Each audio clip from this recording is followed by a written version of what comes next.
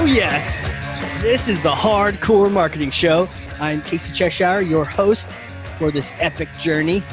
And today's show, sponsored by Cheshire Impact, on a mission to help people maximize their use of Pardot and Salesforce. CheshireImpact.com. Bam. Just like that, we're live. And I'm stoked. Let's do this. So my guest today is awesome. We were having fun talking. We almost didn't hit record because we were just talking too much about baseball and football. And I was like, we got to get into it. We got to hit record. So he is a sales and marketing strategist. He's actually been doing this revenue generation for over 20 years. And he doesn't look a day over 30. So I don't know about that. But he's also a convert from the sales world. So was in the sales side and then got into the marketing side and then just realized that was a passion. And he's been VP of marketing, he's been CMO, he's senior leader in the marketing world for a long time now. Speaker, thought leader, currently the chief marketing and sales officer at Agile Frameworks. Alan Littman, how are you, sir? Hey, Casey, great to spend some more time with you. Yeah, I'm looking forward to this. And you're a Patriots fan, so it should be easy for me to give you some grief along the way. All right. Well, you know, all I do is win, no matter what. All I do is win. I got 3 Super Bowls on my team, but we won't go there. Right. Well, I really don't want Tom to retire until we've got 10 rings. That's what I want. I want 10. That's 6, that's 7, 8, 9. I need 10. So yeah, he's got that number in mind as well. I don't know. I think he's going to get there. He's unbelievable. Probably will. So before we dive into football and never come back, and this turns into a football show, which it could.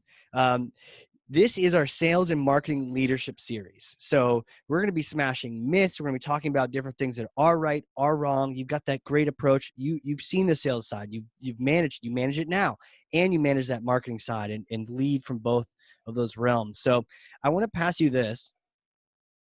It's really heavy. It's Thor's hammer. So go ahead and take that, and there you go. Whoa! Oh wow, you can pick it up, no problem. Take that, smash for me some kind of bogus marketing strategy, some myth that just drives you bonkers, and you want to set the record straight. All right, can I slam it now? Yeah, you can slam it now. Bam!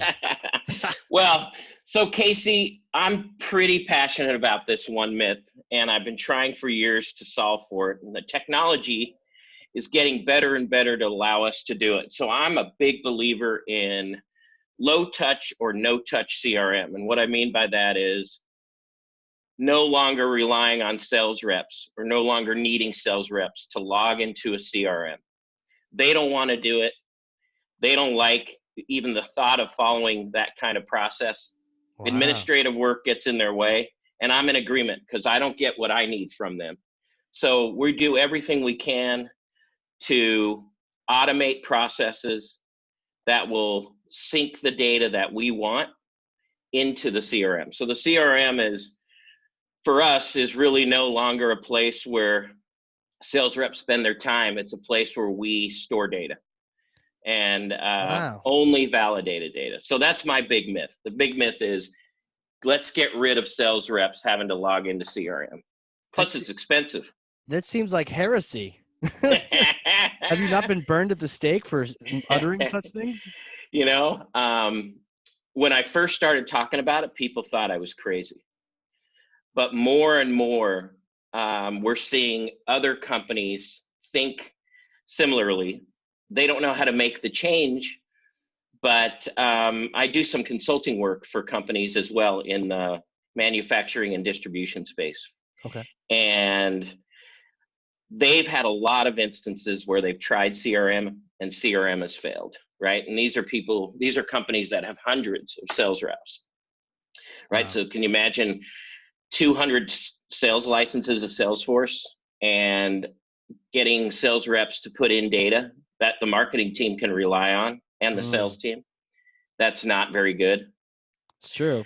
That's why we have partners like Inside View and all these other guys that swoop in and fill us with data. Exactly. But it's the activity data that the marketing folks need, right? It's when are you sending which kind of content to a particular prospect?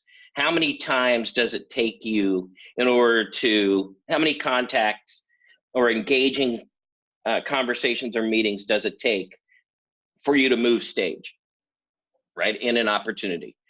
And all of those things that we want data from our sales reps, we can't get it.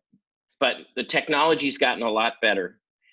And the companies that I work with, including the company that I'm with, Agile Frameworks, we practice what we preach. And our sales reps have the ability to not log into Salesforce if they choose to not. Some have done it for years and they like that, right? That's how they run their day. Sure. But I would say 90% of our folks don't like having to go into Salesforce. We use the tools that's across our email and calendaring systems. We use Salesforce Einstein, that product that helps to automate the activities being sourced into CRM. And then, of course, we feed that to our predictive lead scoring system. So it helps us to determine what campaigns and what stage a particular prospect is in, whether it's a lead stage or it's a sales opportunity stage. And then we deliver content based on those. And we use a concept called Smart Plays, which allows us to automate which content should go out when and why. So there is the ability to get to low touch CRM, meaning the sales reps can either enter their opportunity data and make a change to a stage or update something on their phone, or they can go into CRM. But we're trying to get to a point where the pipeline and opportunity stages aren't being moved by sales reps. They're actually being moved by the data, right? By the predictive tools that are telling us exactly what stage something is in based on all kinds of different attributes, whether it's activity data or it's calendar data, whether or not there are other people in the organization coming onto the website or devouring content, whether somebody passes an email to another associate inside the company, and you can rank and score that by title and content. So we're busy trying to create this no-touch capability. So smash that myth. Well, right? Stop smash it, sales but reps. like I'm intrigued and I'm mortified. Right. Well, if you're a Salesforce.com rep, you're mortified, right? True. Because you just lost a lot I of guess sales. I'm a partner, but at the same time, I guess I've always, grown to. I mean, the old school rep didn't do any of the Salesforce CRM or didn't do any CRM, right? They were on notepads and you couldn't, their pipeline and understanding if they're going to close it this month or not was really hazy and projecting it. And so it was like you were old school if you were not on CRM yet. So we were trying to get everyone onto CRM, but we're trying to get everyone onto CRM. And you're trying to get people off of CRM already. Your reasons make sense. What do they ever use it at all? Or are they keeping track? I mean, you got to have customer data. Are you going to track your phone calls or any of that or none of that? Yeah. Track your phone calls. So, there's plenty of systems out there that will track phone calls, right? Right. True. True. So I talked to one recently, gong.io. Yeah, Gong. Yeah. Sure. Yeah. In fact, one of my absolute best vendor in the marketplace, they use Gong. Right? So they're feeding the data that Gong provides them into their own predictive lead scoring and account-based marketing tool. Okay. And they're using that. I'll tell you where we've run into a bit of a hard place that I think will eventually get solved by technology is text. Is text, right? So I know that some of our most successful reps, especially when they're trying to either get a response or to confirm something with a prospect or more importantly, an opportunity, they'll use text. And so for us, that is the one challenge that we're going to need to find technology that will help us solve that. Got right? Because everybody has their own personal phones. You get into these companies that have hundreds of sales reps. A lot of times, the company will issue those phones. So then it's a little easier that way, right? Right. But a lot of the companies in our space, like Agile Frameworks, we give them a stipend for their phone every month, so they're using their own personal phone. So that's a challenge. Like your sales team texts their prospects? Yeah. Oh yeah. In fact, we have a VP of sales out east, and he texts a ton with his with the folks that he's working with, especially the champion, right? What kind of buyers? Well, so these are all senior executives. Okay. So a little bit about Agile Frameworks. We're a company that does something that everyone relies upon, but has no idea for the most part that all of these things happen before anyone even steps foot into a building. Okay. So Agile Frameworks works with engineering services firms. Got it. And these firms go out and test soil and test concrete to ensure that the soil, the compaction, the ability to make sure that something, when you build a house or you build an office building, that it's not going to sink. And the concrete is tested throughout the building process. So from the time they start to determine the mix all the way through until they finalize it, it all goes through this very lengthy and very specific testing process. And our system helps companies track all of that information from the time that the technician gets scheduled to go out to a job site, through taking samples from that job site and then bringing it to the lab. And so that whole chain of custody needs to be validated and up to certain specifications. That's determined by local and federal and state. You guys basically prevent the Leaning Tower of Pisa. Yeah, pretty much. Much. Our customers do. Yeah. Oh, your customers do, and you help them do that. Right.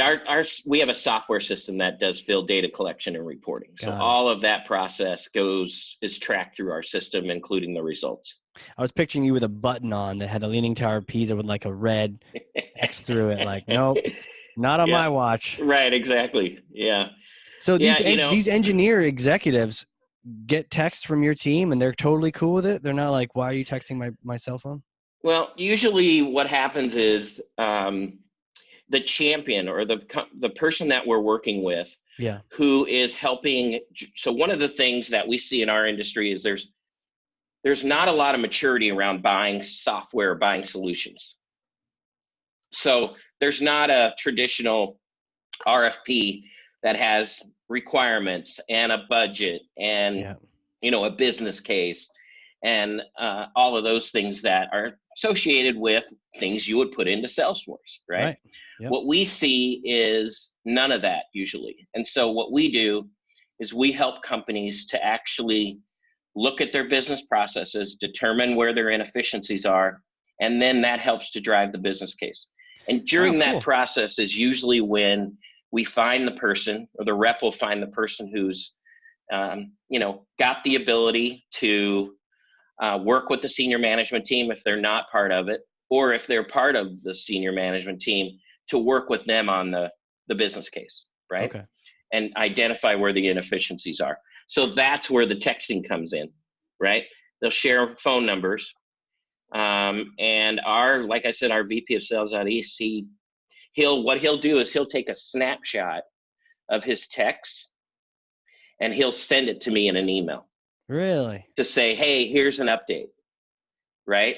So then what we do is there's a person on my team who handles a lot of our data in terms of data governance and data validation, she'll actually put that into the system because it's something we can't capture today.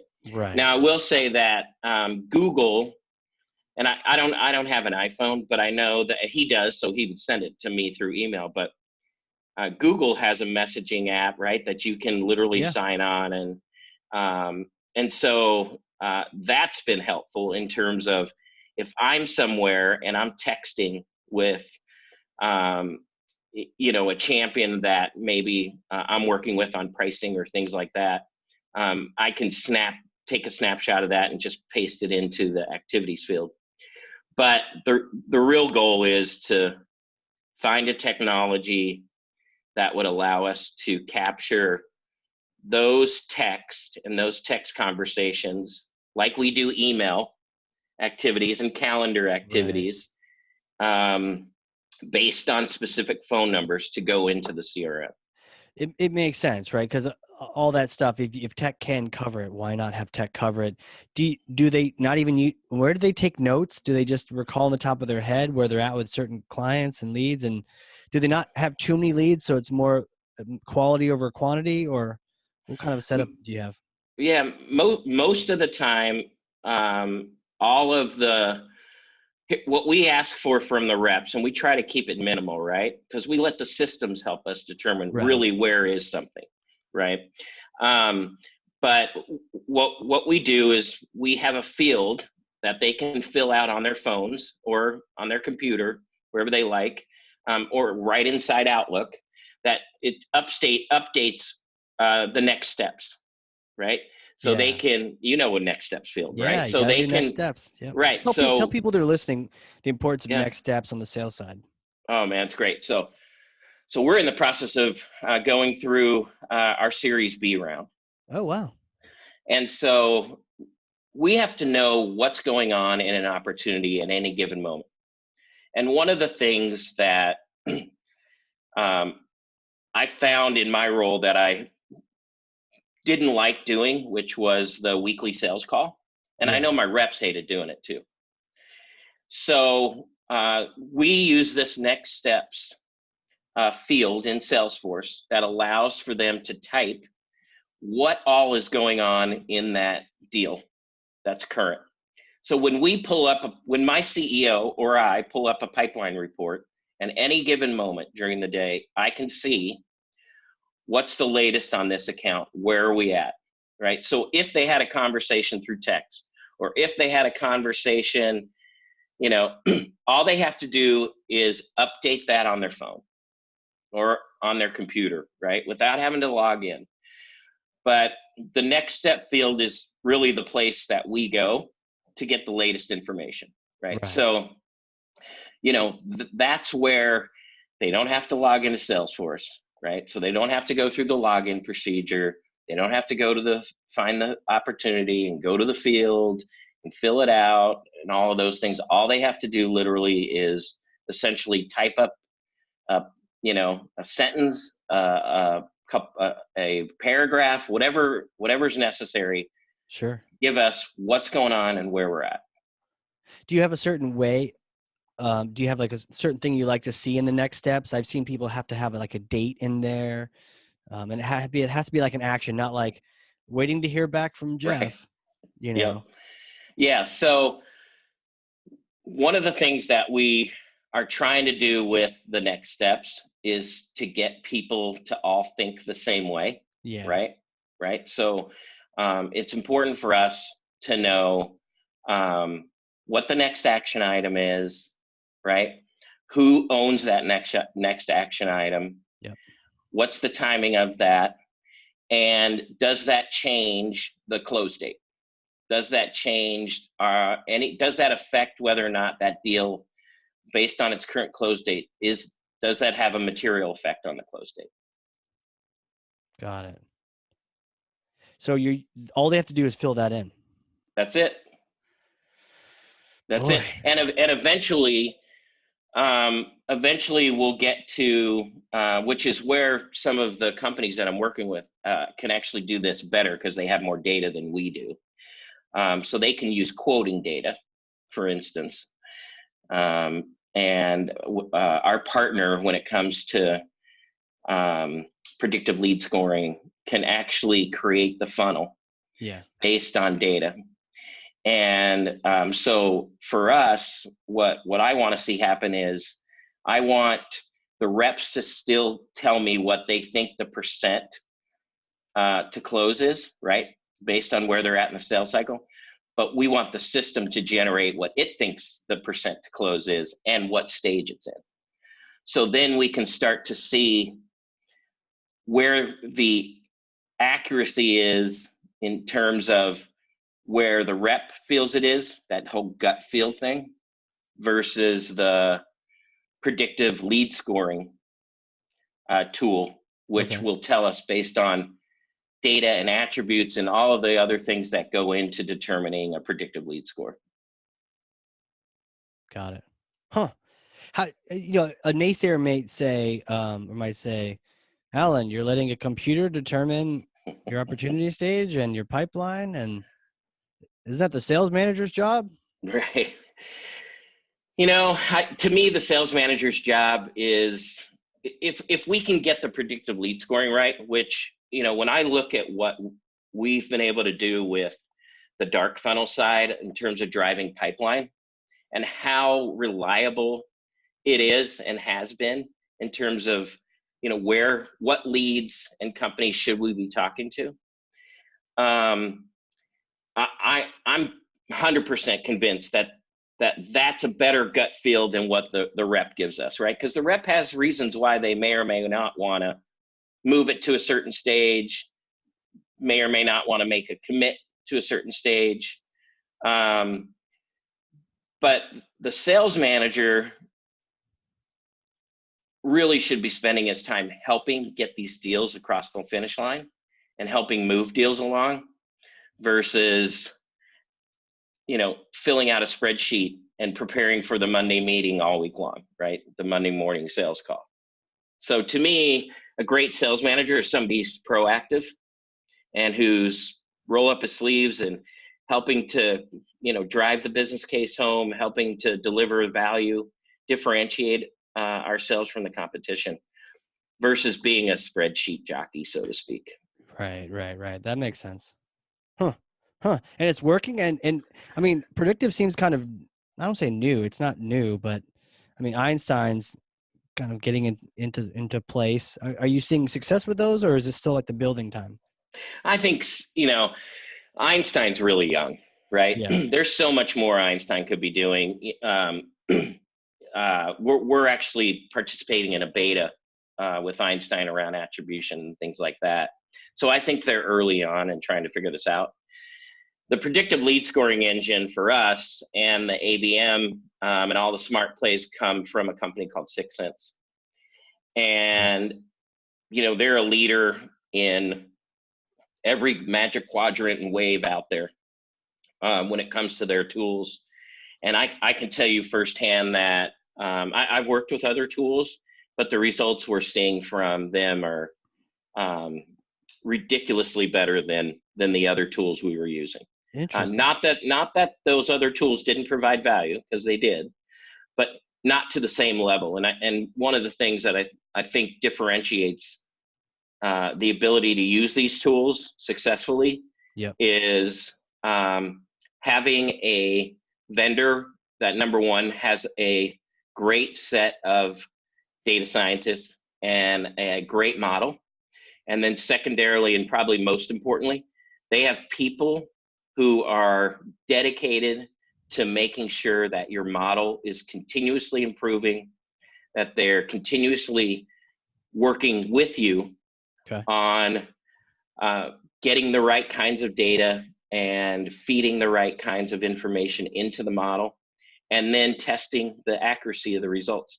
Yeah. And I don't know a company that I've ever worked with that's better than that, than 6 Sense. So the problem with all the other vendors that come along when we're looking at different MarTech tools is they have to live up to the kind of white glove customer service that we get from 6 Sense. And I always tell people that we're not a very big company at Agile Frameworks. but they treat us like we're 3M. Wow. So, Like 3M.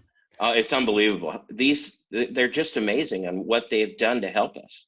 This turned into the Sixth Sense show, but Yeah, I know, but have you met Latney? Oh yeah. Well, no, I haven't met her in person. She's new, right? But I just I've had some emails with her, and I'm going to see her at their event in December. So I'll meet her for the first time there. Yeah. I can introduce you to her if you haven't already. She was on the show as well. Oh, you're kidding. Yeah, I had a blast learning from her about the dark web and when you don't have the data, what are you going to do? And but great to hear. Awesome. I mean, awesome. I'm sure at some point maybe Sixth Sense comes and clips that part of the show because right. I mean you can't say anything better than that. You know, you're not even talking about your own company. You're talking about someone else, and to have a vendor get that kind of a response is pretty impressive. Yeah. You know? I've never had a vendor that's been like them. And, we have lots of good vendors. Yeah. Sure. There's lots of great companies out there. So, but we found that this is differentiating for us. If you were to pick that apart to try to do it for your own organization or for, what would you say, what sticks out? What are they doing? Or what are they doing right that makes you so, enamored with the results? Yeah. Honestly, they're just constantly coming to us with information. They're constantly coming to us with ideas about where we might be able to improve the model, or they're innovating on their side, and they're coming to us to make sure that we're taking advantage of, some of the changes that they've made to their tools or to their models. And, when we have something that's on top of mind, they jump in, so I had a call with them yesterday, and they literally jumped in, and I got emails again this morning on the topic, and they're truly trying to find innovative ways to help us solve some of these things that we think would be, greatly beneficial to our business. So, when you get the senior VP, who is one of the brightest minds out there when it comes to data. Yeah. And, he's constantly looking over your shoulder, and he flies in to sit down and it's never like, oh, okay, well, let me arrange this meeting around other meetings I have. If we're working on something and he says, Alan, I think it'd be better if let's work together and whiteboard this. Right. Boom, he comes out. There's no, I've had other vendors where it's like, I've asked them to come out and they're like, well, it would have to be a couple of us, and, there might be a charge with it, or, we'll have to look at schedules. It's never like that with them. It's like, okay, let's figure this out. I'm going to come to town. I think it'd be better if we whiteboarded. Wow. Okay. So, again, like I said, we're successful, and my team is successful because of the tools and the vendors that help us, right? And I think what happens a lot of the times is companies will buy tools, but they don't put pressure back on the vendors to actually make sure that they're successful with them. We try and do that. Yeah. We're a small team, right? But I'm a big believer in that. No matter how big your company is, marketing can still be lean. Yeah. You just have to build a budget and capabilities to leverage the resources that you have. I'm a big believer in consulting firms, right? Companies that are, Casey, I mean, I didn't know about your company until we started chatting, but it's the same thing. It's using consulting firms who have experts who are working with other customers who can bring a different point of view. But the other thing is, I want the people that work on my team to wake up every morning wanting to help drive revenue for the company. And if they have a meeting that has to do with something that isn't going to drive revenue, then they have to think, how important is that meeting? Is it a priority? Right? And so one of the things that I'm always saying, go back to the vendor, go back to the consultant. Let them help us with this. Don't spend time doing that. That's not a good use of your time. Right. And oh, by the way, we get a lot of really good ideas from working with the consultants, because they'll say to us, we may be thinking about putting in a workflow that's one way, and they may go, actually, you know what? I saw this at another place. Or what about X, Y, or Z? Yeah. And then they go off and they program it for us. Right. They build the workflows and the process and where the triggers are. And so our people are, my head of demand gen and my head of product marketing, I would say 90 to 95% of their time is focused on activities that help drive revenue for the company. And oh, by the way, that's how they're bonused. Yeah, it makes sense. And that's that's the focus to have. And I think when you mention the consultants, and it makes sense doing that, because I think it's wisdom, right? It's like experience, wisdom. If I can, I'll get there, but if I could skip some of those steps, then you can just let me know what you learned from 1,000 other people, so I don't repeat those. I mean, trial and error works, but like, do I want to spend a year doing that? No, I want to grow. So let's do that now. Yeah. Yeah, I'm with you. I when I help other marketers put together budgets for the next fiscal year, and they're going to go buy new tools and they're going to do some of these things, I always say the one place that the CFO is going to want to cut is the consulting. And that's the one area that you don't want to cut, right? It's the same with when I hear companies who need to make cuts in their staff. Where's the first place they usually go? Marketing, right? You got it, marketing. So why would you cut off the piece of the business that is to help you drive new business? Right. Or drive more in your existing business? Right. But that's the first place they go, right? So it's the same when you work with a CFO on a budget. One of the first places they go that they think is frivolous spending is the consulting. And it's like, why would you do that? Because you're just going to slow the machine down to a slog. Right. Right. Versus, hey, you know what? We don't have to bring in more resources. We can put our people on to revenue generating activities. And it's a phone call away to get something done quickly versus our person doing it in-house. And eventually the challenges on the administrative side get in the way of driving revenue. So when CFOs want to cut that area, that's when, I usually coach other marketers on how to defend that. That makes sense.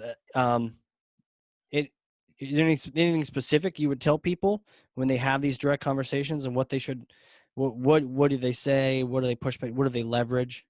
Yeah. I'm a big believer in workflows, right? Okay. Yep. And showing, not telling. Okay.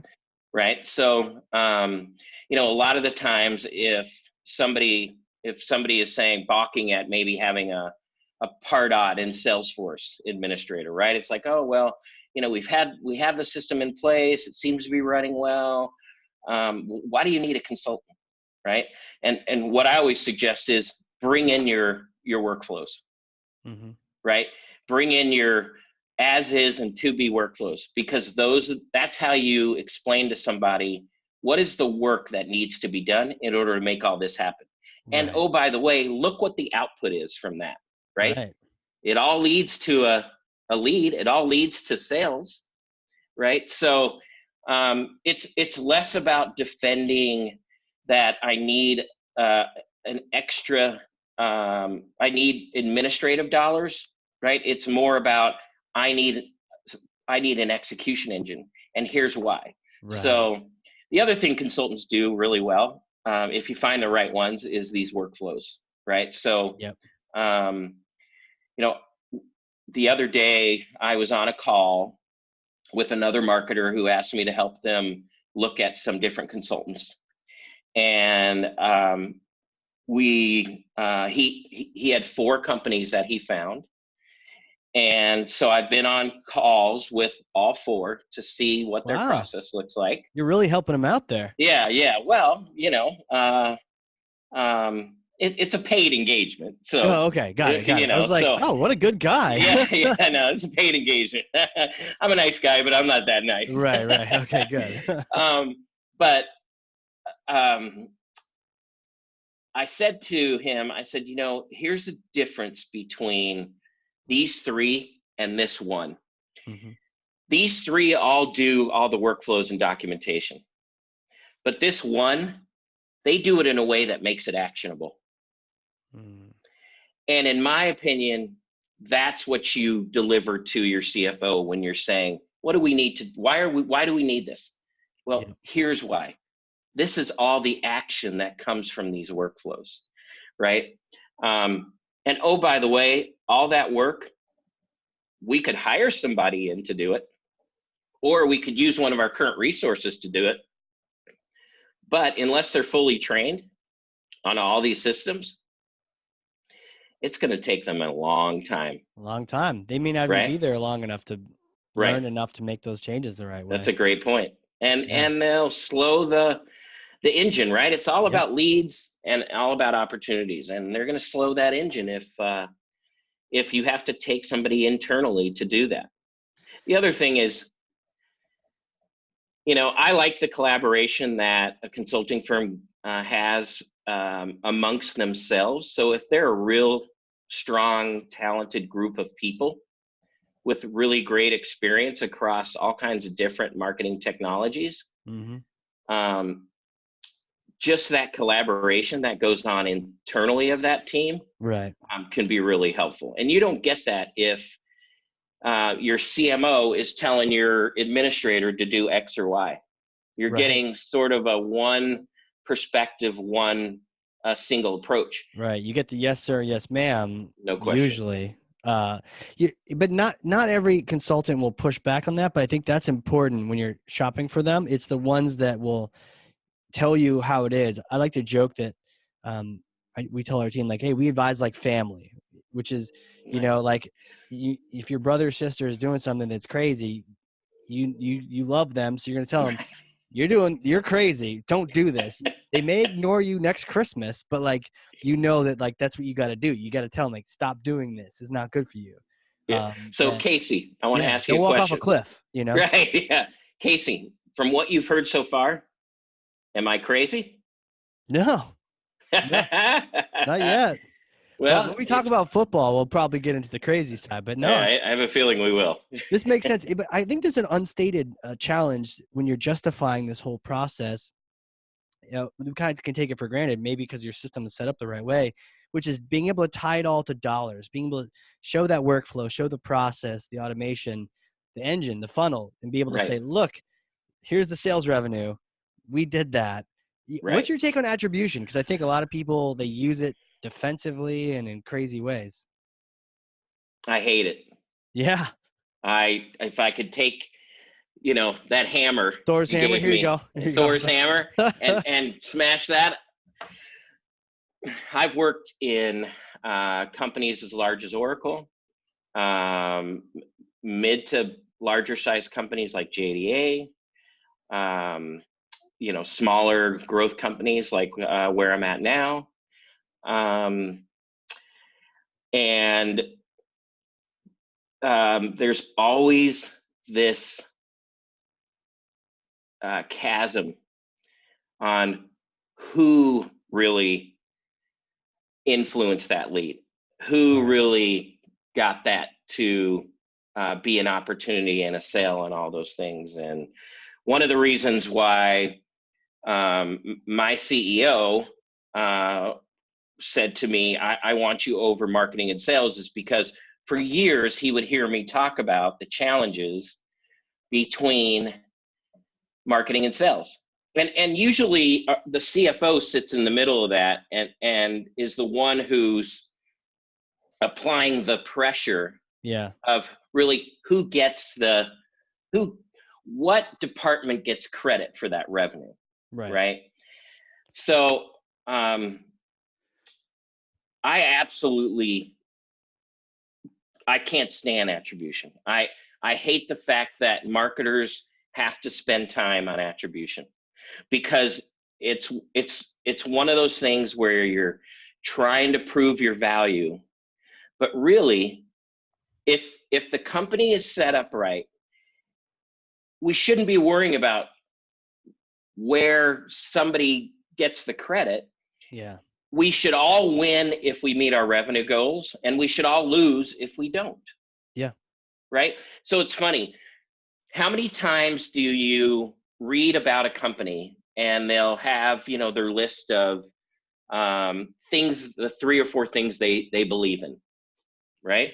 Yep. Like core values kind of thing. Core values. What's always in the core values? Teamwork. Teamwork. Oh. You read about teamwork constantly in core values, but what does attribution and having to defend attribution do? That's not teamwork. That's defending the me versus the we, right? Yeah. So I'm a huge believer in, you win as a team, you lose as a team. The marketing team has the same number as the sales team, right? And the sales team has the same accountability and responsibility as the marketing team. Same with business development. Same with customer success. It doesn't make sense to fight over who gets credit. Now, the one thing that I think attribution needs to be used for is to determine what's working, what's not. Right. What's the weight of things in terms of influence and all that. And engagement, you bet. All of that makes 100%. The 100% of that makes sense. It's the whole idea of using attribution to determine whether or not something is should be given credit for, if whether a department should be given credit for something or not. And the other thing that I think we use a scoring method to determine when a lead goes over, right? Okay. And at previous companies, we've built these different matrices and calculators to determine whether it was behavioral activities that we were scoring on a lead, firmographic data on a lead, whether the sales rep could fill out where they thought from an opportunity standpoint, right? Budget, authority, revenue, all of those different things, even though nobody believes BANT, right? They all lie. So, but where could you validate things, and then you would pass it once it hit a certain score. Yeah. But how many times does a marketing or a lead gen team get that prospect to a particular score, and the sales team goes, nope, I don't. The sales VP goes, nope, I don't think it's a lead. Right. Because they want the sure thing, because they don't want to take accountability for it. Those are the things that I think where attribution plays a role in finger pointing.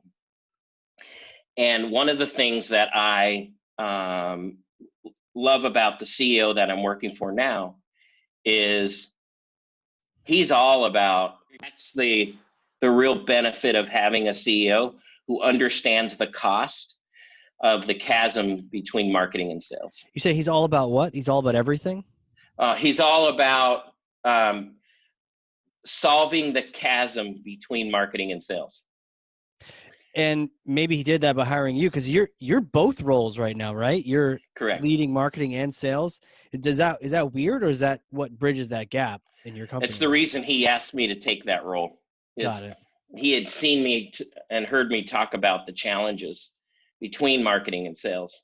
And now we've gone from, and this is interesting, when we bring in a new sales rep, so one of our sales reps we brought in from a very successful company, about a $300 million software firm.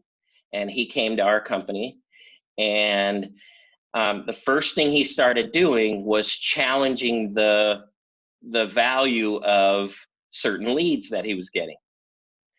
And then what he realized over time was that it was his role to turn that lead into an opportunity. Yeah.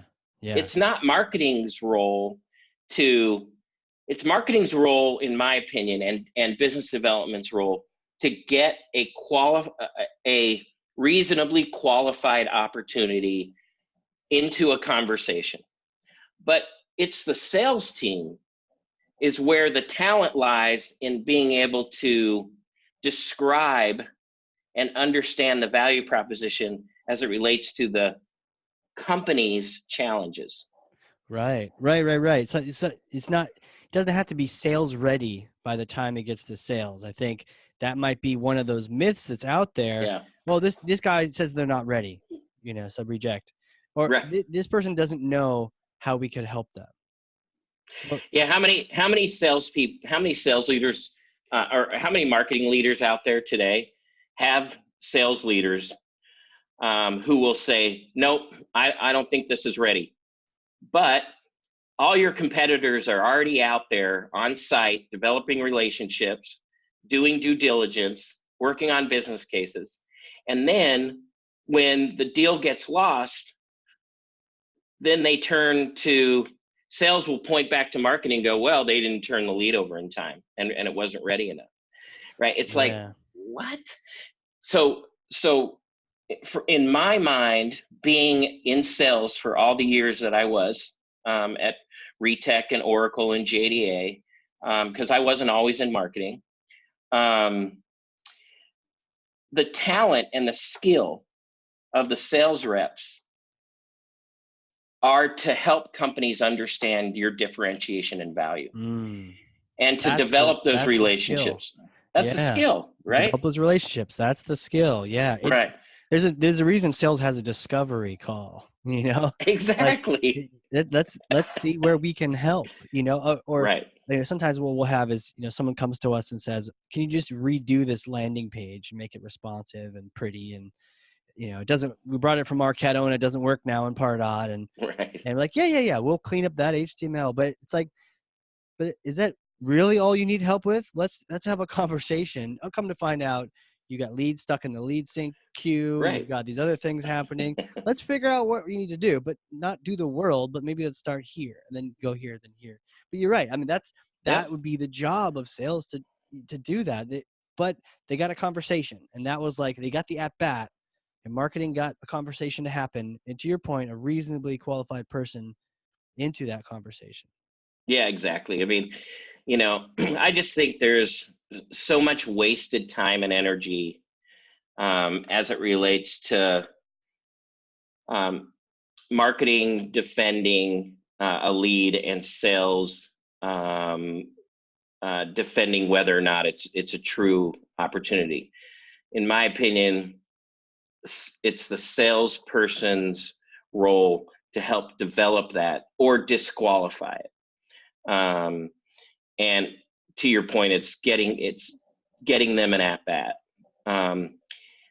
What I will say is that using the tools that we have, it's a lot harder as well for a sales rep to say, well, that's lead is not qualified, and it shouldn't have been we shouldn't have had a conversation with them.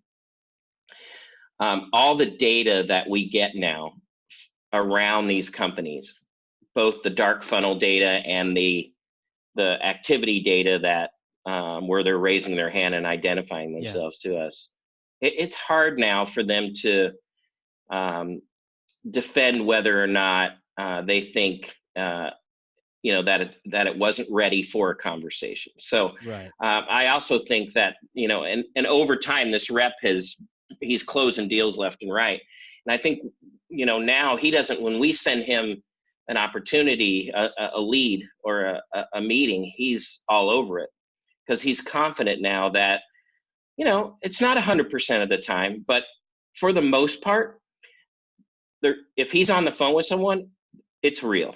They're looking for something. And that's one of the things that understanding the dark funnel and understanding that data and making sure that you're feeding that model so that it spits out these kind of, higher qualified opportunities for conversation. I think the reps too tend to back off over time. But in the beginning, I struggled with him because he was able in his previous years to push back on a lead unless, there was already budgeted, requirements were set. There was a timeline. They had an executive sponsor. He was going to have conversation with the CEO. I mean, that's all great, but in reality, that's not how they all fall. Right. That's more the exception to the rule than anything. Agree. Short of so technology helped with that. You over both the departments can help with that. Any other recommendations? Because it sounds like some of this is on the sales side where we got to make sure they want to step up and do their job. To quote a Patriots coach that you may know. You mean Josh McDaniel? We won't go there.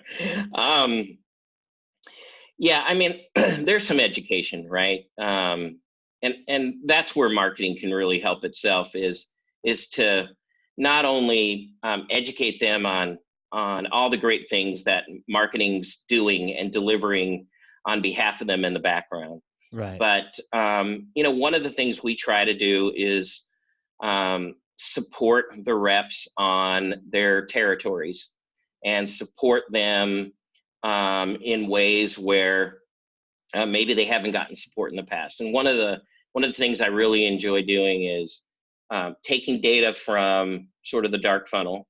Yep. And we have notifications set up in our system that if whether it's a company or a contact, if they move up a certain level of points, or if they move down a certain level of points, the rep gets a notification.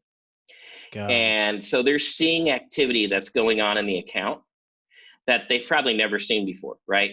If they're searching on competitors, if they're searching certain key terms, if we're seeing a new level of activity on contacts and they're rising in predictive lead score or in fit or profile. Right. So sending that to the reps helps them feel like, they're getting intelligence that they normally wouldn't get. So, and of course we do the standard stuff, right? We run campaigns on their behalf and things like that. And, I think most importantly is when we can help them to understand the competitive nature of an opportunity, right? So, here's a lead, but also, by the way, here's the information around competitors that they've been searching on, right? And so some of that, I think, just gives them a little extra confidence and a little extra firepower in terms of where they should explore different topics in the conversation they're about to have. That makes a lot of sense. And I can see how you really are using tech. Not a lot of people buy it and then never use it or never maximize it. But you're really putting this to work. And it is, in this case, helping, bridge that chasm, that attribution chasm between sales and marketing and sales. Yeah. Who are you? How did you become this wizard of sales and marketing and to be able to bridge these gaps and unite these teams and get everyone, stop wasting your time on this justification game. Let's just get to work and make revenue. Like, take me back, like little Alan days, right. You always this way? What? Tell me about it. It's funny. Believe it or not, I was a scrawny, little, skinniest kid in the class, even in high school. I had people that I had gone to school with that were in my neighborhood who, they developed, they filled out, they played football and baseball. Right. And, I played golf, but I had two older brothers who were always popular, tons of friends. I was more of a like to be home kind of kid. Sure. So I had a group of friends in the neighborhood that, little Alan would go and we'd play football or we'd golf in the, chip in the front yard or shoot hoops or whatever it was. Sounds like the Sandlot. Yeah, right. But I had a cousin who he and I, until I was moved, my family moved from Denver to Philadelphia in high school. But until then, my cousin and I used to hang out on Friday and Saturday nights. And you had asked me when we first spoke about, what was it that made you think you'd be marketing and sales? And I think most people who knew me as a kid wouldn't think that I would be a marketing and sales kid. Because I didn't have a lot of friends. I wasn't that overly social. Right. And I ended up joining Junior Achievement. I don't know if you remember Junior Achievement. Yeah. Yeah. I joined Junior Achievement, and my cousin went with me. What is that like? Because I've heard of it, but is it just like a club or? It's, sorry about that. I'm just plugging in my computer. It's a national organization where, young kids up through 12th grade essentially participate in an after-school project of building a business. Really? So you go through a planning stage and you determine what product you're going to make, and then how you're going to market it and how you're going to sell it. And so we went to a Junior Achievement meeting at a high school that was our rival high school. So the reason I mention that is there's a funny story here that I'd like to share. Yeah. But we went to this Junior Achievement meeting, and we started having a conversation around what we would build, and what we would, what was sort of the planning piece. And I don't know, I found myself really engaged. I mean, I just loved it. And I ended up being voted the president of the company. Wow. And so here I was, I think we were in 10th grade, and, I got voted to be president of this company. And to be honest with you, it was the first time ever where I saw myself outside of this scrawny kid who had two very athletic, stud older brothers that everyone liked. And so we ended up building these wind chimes. Okay. And selling them. And I was engaged in the marketing and the sales side, and I just loved it.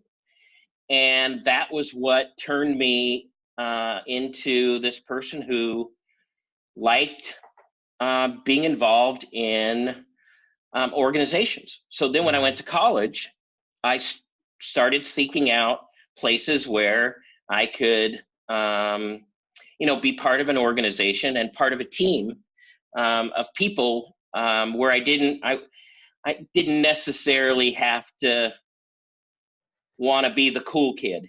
Do you know what I mean? To join the group. Yeah. You had to have a cool factor, right? Yeah. In a lot of these social circles. And I didn't have that cool factor. I wasn't, I just didn't. I was just this kind of, a little more quiet, loved sports, loved watching sports on TV. And so anyway, to make a long story short, I ended up becoming president of a Jewish organization on campus at Pitt.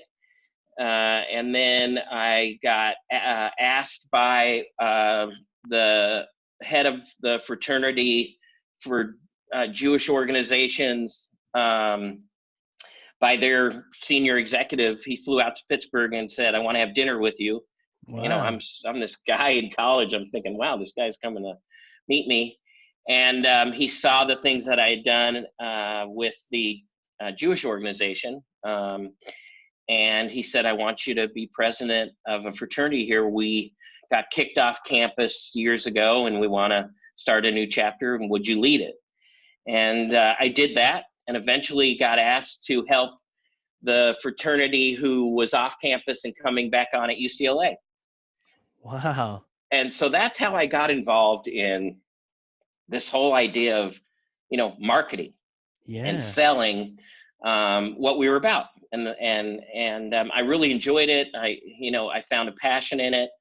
And I sort of became this other person. I became this person who was very outgoing and social. And and then eventually I ended up answering an ad for on Monster.com. Remember when Monster.com first came out? I They do. had Super Bowl ads. I do. Yeah. Yeah. I answered an ad for JDA Software, Okay. and they were looking for somebody with a certain level of skill set, and I had it, but I had never sold software. So to make a long story short, I went through like 3-hour interview that was supposed to be an hour, and I thought, okay, I'm going to get this job. And then I followed up and did all the things you do, and I wasn't getting a response. So I called the head of HR and started talking with her. And she said, well, the concern is you've never sold software. And I said, well, you tell the EVP to send me the deck that they use to sell software, and I'll come in and present it. And he liked that. So he brought me into this unbelievably beautiful boardroom, where the curtains are automated. And so, and the screen automatically comes down. And back in those days, I hadn't really been exposed to that. Sure. And so I was pretty intimidated. And I started presenting, and about 20 minutes in, he stopped me and he said, you know what? I've heard enough. He says, I've got to take a call from Australia. And so David, who's the VP of over sales for the company, he's going to stay with you and chat with you for a few minutes. And I thought, I'm done. That's an excuse. He's leaving. Yeah, Australia. Yeah, exactly. I was like, come on. And lo and behold, when he left, the VP said, holy cow, you presented better than our reps present. So he came back in after his call, which was legitimate. We started chatting, and he looked at me and he said, okay, you're telling me a lot of things, but you're not telling me what you want.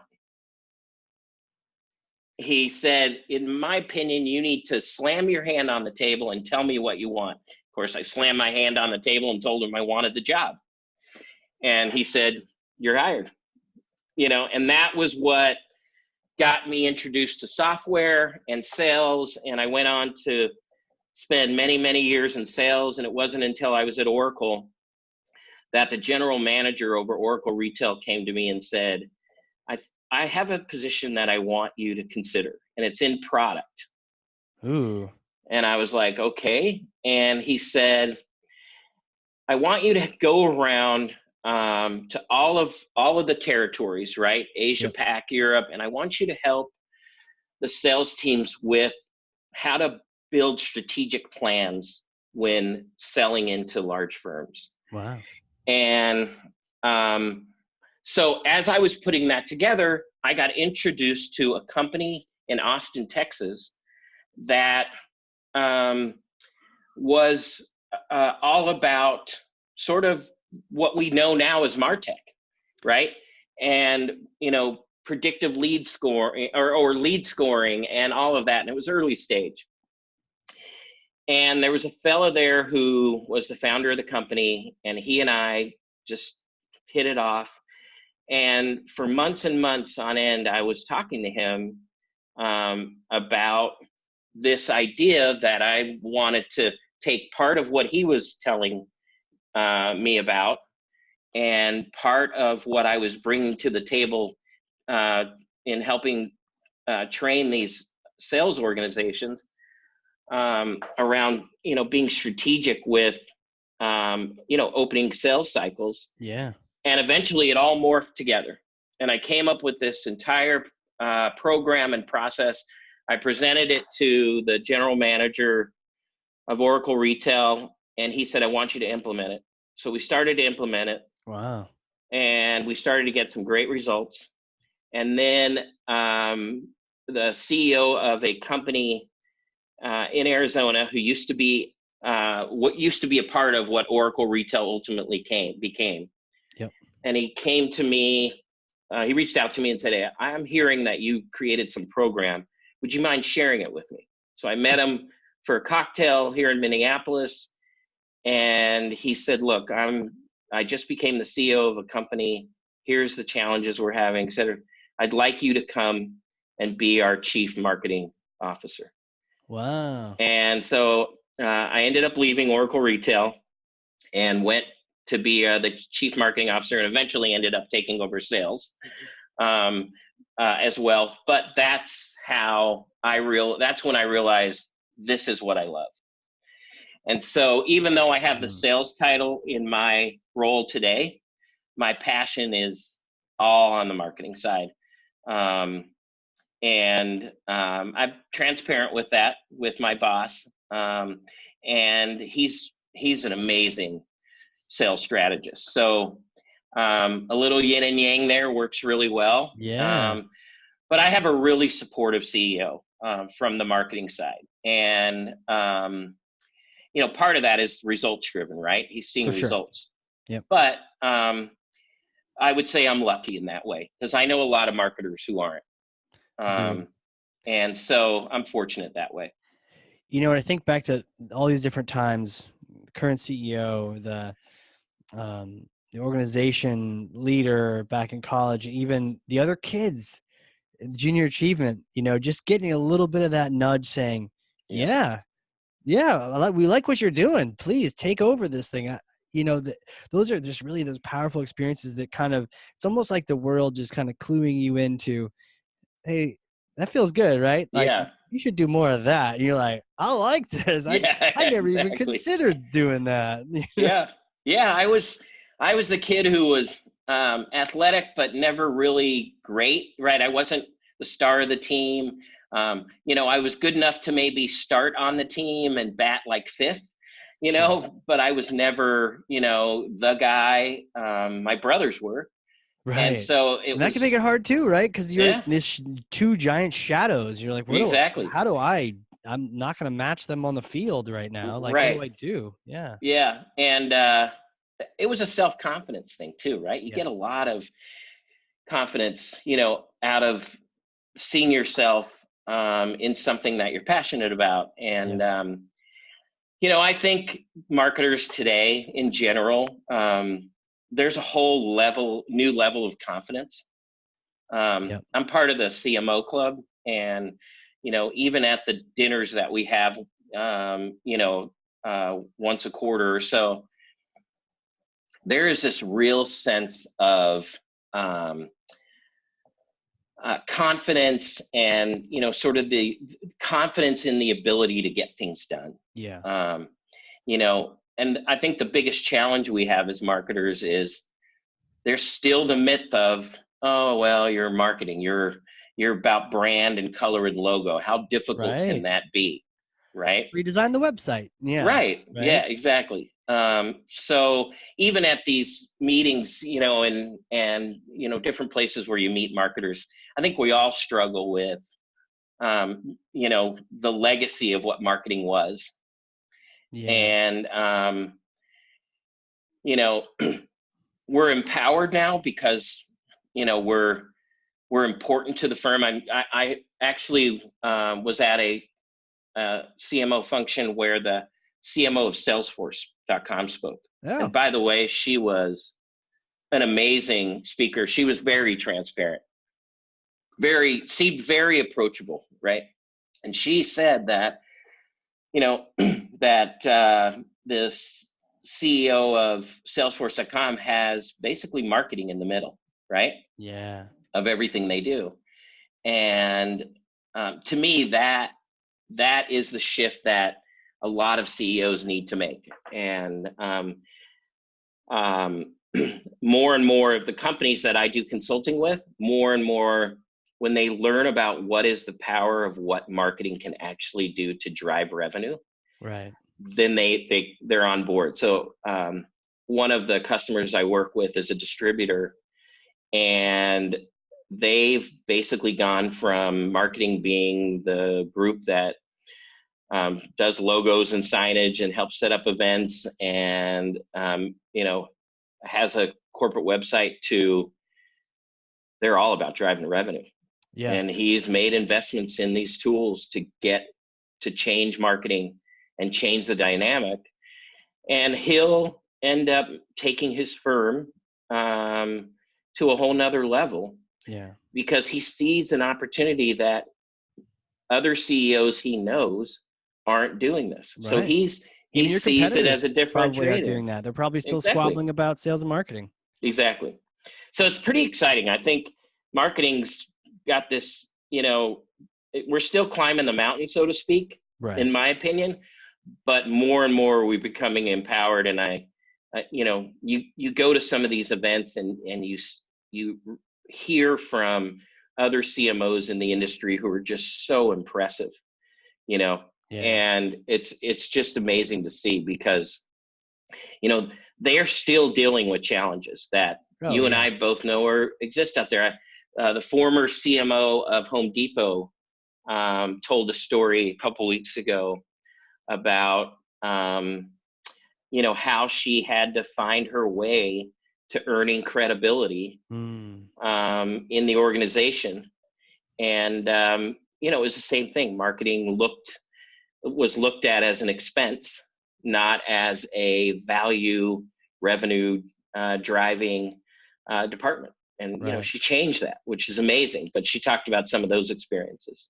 That's cool. And so she had to fight for it. And I think, even though there's a downside of the marketing world is you got to fight for that. But if you do, it just makes your marketing stronger, your copy stronger, everything stronger because you had that struggle in there. No one's going to just hand you that budget. You got to prove it. You got to justify it. The question I have for you, because I actually see you leading the charge here, you doing what you do, showing this is the better way of doing it and getting the results and getting the buy-in from your CEO.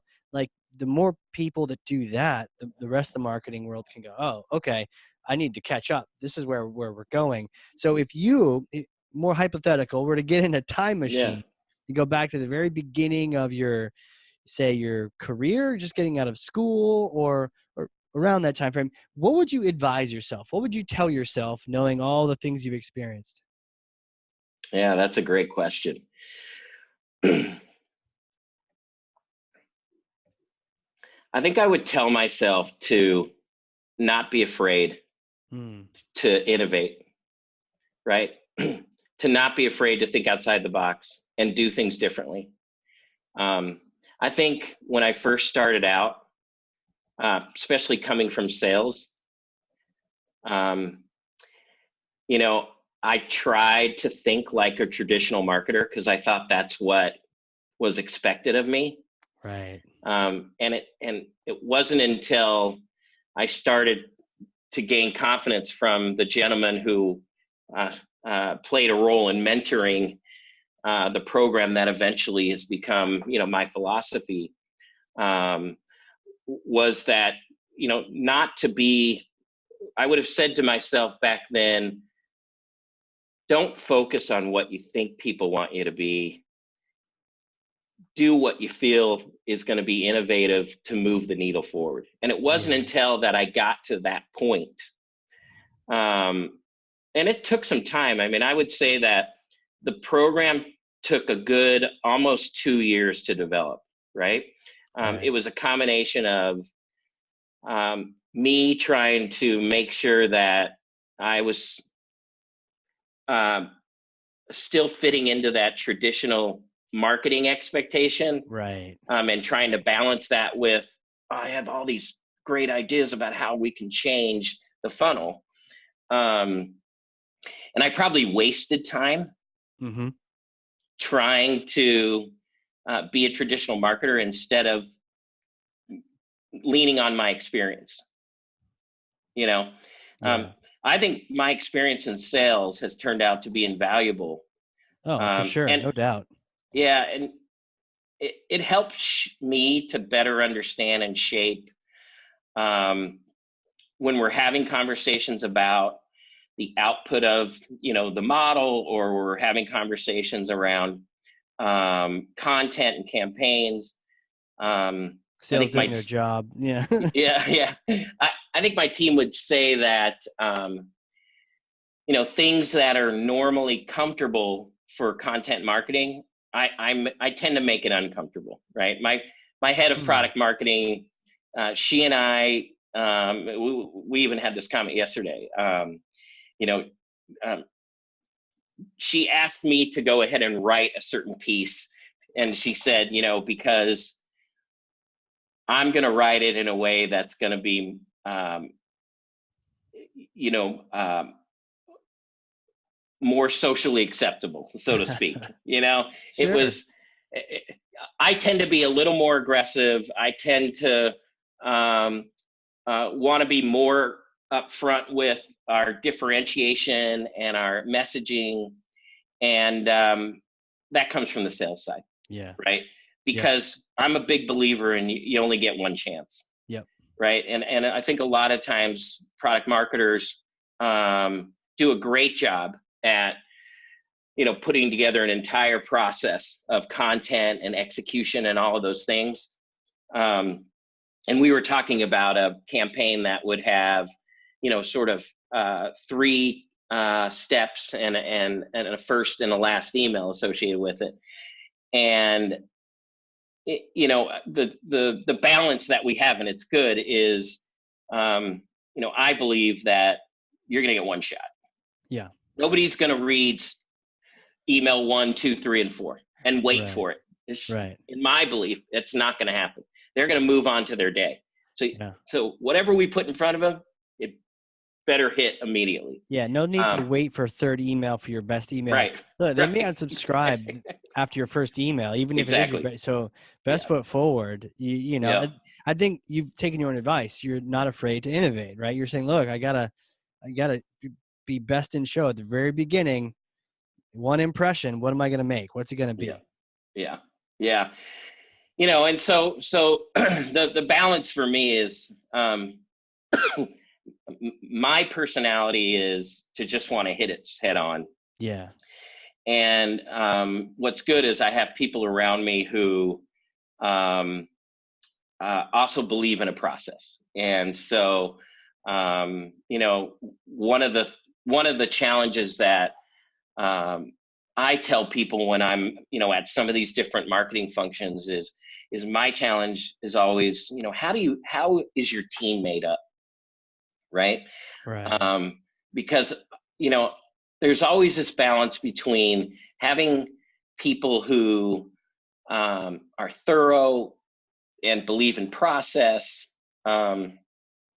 versus just having a bunch of people who just want to throw one dart and have it stick. Do you know what I mean? Yeah. Totally.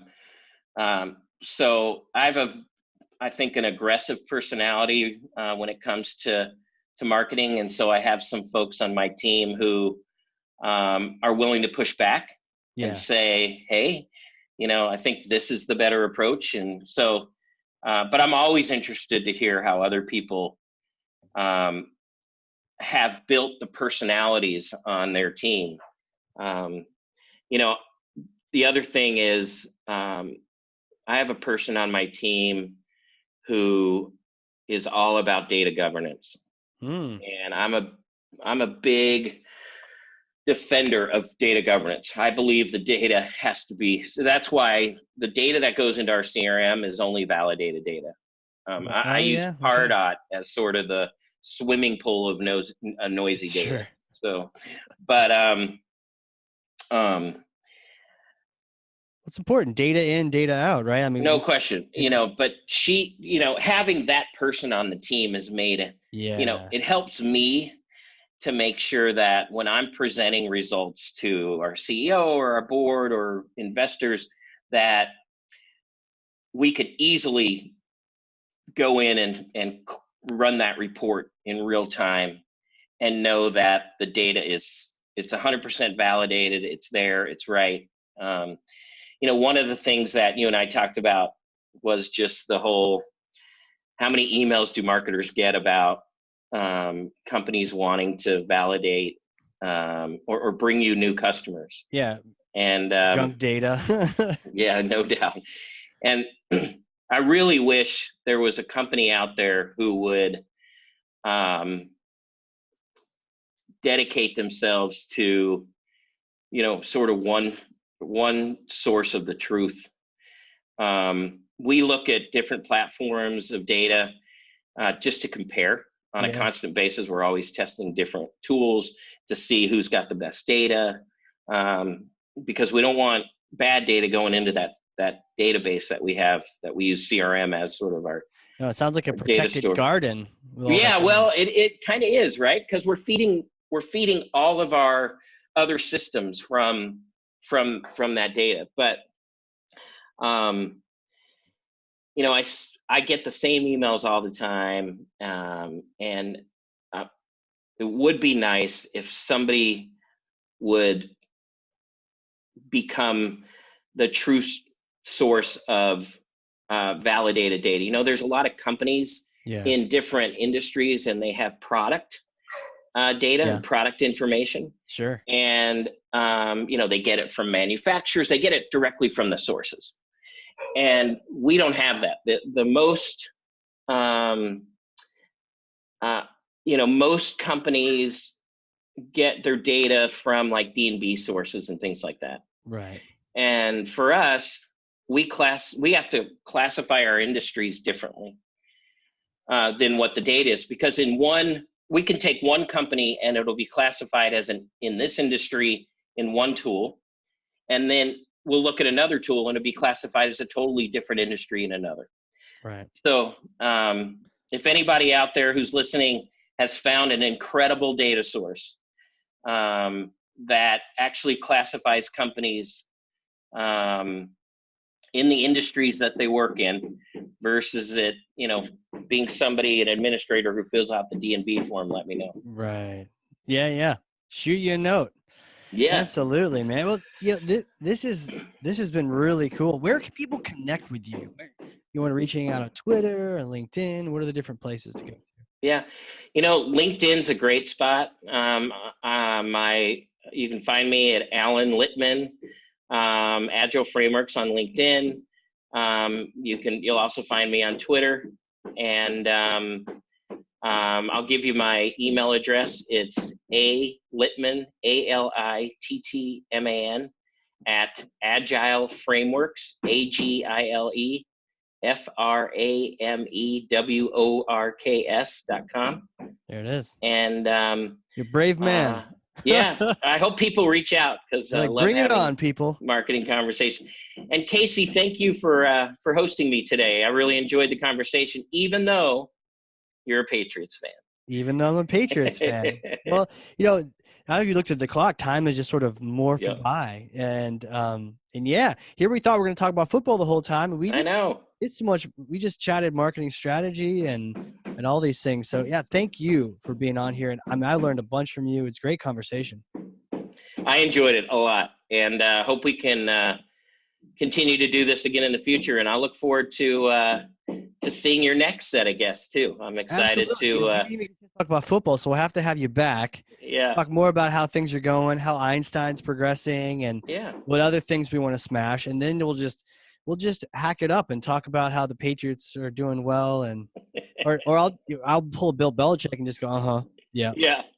Mm-hmm. Yeah, I should have done that today. That would have been looking forward to next week. On to next week. Right, That's exactly. all we got is next week. Oh man. Well, for everyone listening, if you learned something, and I know you did, because I literally have 2 pages of notes over here, share this with someone. Be a thought leader to 1, 2, 3 people. Just maybe your coworkers or some of your friends.